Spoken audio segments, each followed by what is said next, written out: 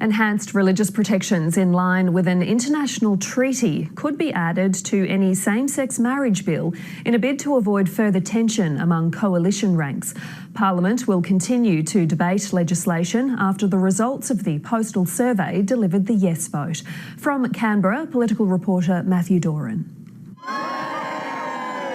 The celebrations of the Yes campaign continue in full technicolor. But for the defeated, most likely many of the views of people held in this room are a minority position in our society right now. I'm trying to fight to ensure we're not a persecuted minority. So they're fueling that fight in Parliament, pushing for amendments to WA Liberal Senator Dean Smith's bill to legalise same-sex marriage, which has cross-party support.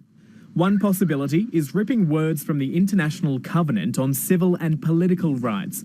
The treaty contains wide-ranging protections, but at its heart argues that everyone shall have the right to freedom of thought, conscience and religion. And the right to educate their children in the moral and religious viewpoints that they see as correct. This is a matter that can be debated and discussed in our party room and also as part of the debates on the floor of the House and the Senate. Earlier this month, the UN's Human Rights Council voiced concern Australia was lacking protections against religious discrimination at a federal level. Labor's Senate leader Penny Wong, one of the fiercest advocates for a change to the law, senses an attempt to frustrate progress. Parliament must not be diverted by complex debates, she said, arguing it must not be used to confuse and delay the passage of legislation. Seemingly a meeting of minds at the highest levels of the major parties. We can conclude appropriate legislation by the time Parliament rises for the Christmas break.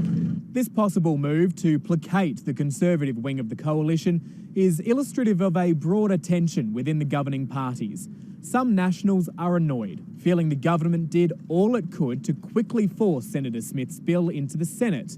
And now they're seeking to exploit the same tactics to push their own interests, such as a banking royal commission, which the government's opposed to. Matthew Doran, ABC News, Canberra.